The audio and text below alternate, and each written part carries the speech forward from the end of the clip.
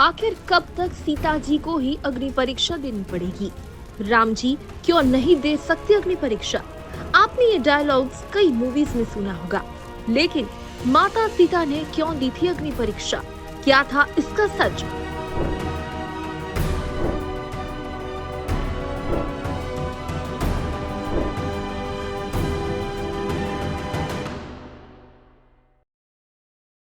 भगवान राम, जिन्हें मर्यादा पुरुषोत्तम कहा जाता है, क्या वो कोई ऐसा काम कर सकते हैं जो आदमियों को बुराई के रास्ते पर ले जाए? आप कहेंगे नहीं। भगवान राम ने सुग्रीव की पत्नी रुमा को बाली के कैद से आजाद करवाया। भगवान ने बाली का वध किया और सुग्रीव का मिलन रुमा से करवाया। सुग्रीव ने अपनी पत्नी को सहर्ष स्वीकार किया। तो क्या प्रभु राम माता सीता को स्वीकार न करते? ये सभी सवाल मेरे दिमाग के साथ खेल रहे थे। एक साधारण सा राजा अपनी पत्नी को बिना किसी परीक्षा के स्वीकार कर लेता है, तो भगवान श्री राम क्यों नहीं?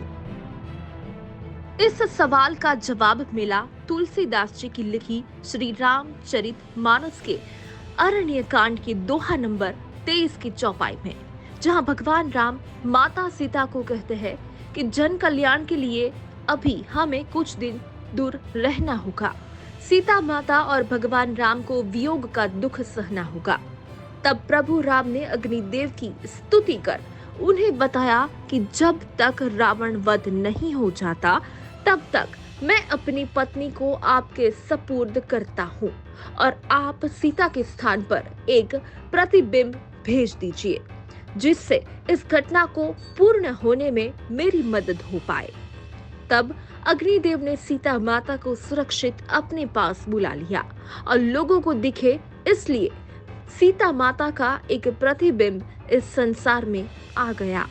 जब लक्ष्मण के सामने भगवान माता सीता को अग्नि में प्रवेश करने के लिए कहते हैं, तो लक्ष्मण जी भगवान राम पर क्रोध करते हैं। तब भगवान राम इस रहस्य से पर्दा उठाते हैं और अग्निदेव को बुलाकर माता सीता का प्रतिबिंब अग्निदेव को वापस कर मां सीता को अपने साथ ले जाते हैं। कई कथा सुनने वाले लोग इस तथ्य को झुठलाते हैं, क्योंकि आग में से कोई कैसे जीवित निकल सकता है? इसका जवाब हमें व्यास जी द्वारा रचित रामायण में देखने को मिलता है। मां सीता को वैदेही भी कहा जाता है, क्योंकि वे महात्मा जनक की पुत्री थी। महाराज जनक को विदेह भी कहा जाता है। विदेह का मतलब है वो जो अपने देह और आत्मा को अलग कर सके। मां सीता भी एक तपस्विनी थी, महान शिव भक्त थी, जो उस शिव धनुष की नियमित पूजा और साफ सफाई करती थी। माना जाता है यदि माता सीता रावण को स्पर्श करती तो रावण भस्म हो जाता। इस कारण उन्होंने प्रभु राम की आज्ञा से अग्निदेव के साथ जाने का निश्चय किया। कई लोग जो किसी धर्म की धार्मिक कुरीतियों पर बोल नहीं सकते, तो उन्हें भगवान राम और माता सीता का पवित्र प्रेम गलत लगने लगता है। वे कभी आपको ये नहीं बताएंगे कि वह ये प्रसंग कहां से बोल रहे हैं।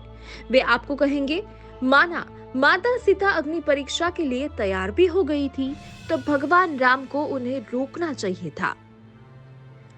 कुछ कहेंगे कि भगवान राम की मजबूरी थी।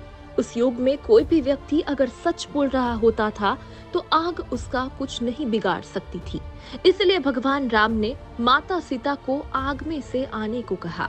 कुछ फेमिनिस्ट आपको बताएंगे कि माता सीता मानसिक तौर पर बहुत ही शक्तिशाली थी, लेकिन अग्नि परीक्षा देने की वजह से सीता दासी बन गई और इसलिए उसे ऐसा नहीं करना चाहिए था। राम जी द्वारा की गई इस परीक्षा को गलत बताने और इस बात की वजह से सनातन संस्कृति को बदनाम करने का एजेंडा चल रहा है। लेकिन जब भी कोई आपसे ऐसा कुछ भी कहे, तो उससे अपने पौराणिक इतिहास के बारे में पूछ लेना। वो आपको किसी किताब के बारे में नहीं बताएगा, दोहा चौपाई छंद नहीं बताएगा। तो सिर्फ इतना, भगवान राम ने गलत किया। बिना किसी सबूत के उम्मीद है आपको माता सीता की अग्नि परीक्षा का सच पता चल गया होगा। पौराणिक सच्चाई आपके सामने हम तथ्यों के आधार पर रखेंगे। क्या आप जानते हैं लक्ष्मण जी 14 साल तक नहीं सोए थे, पर क्यों? हमें जरूर बताइएगा।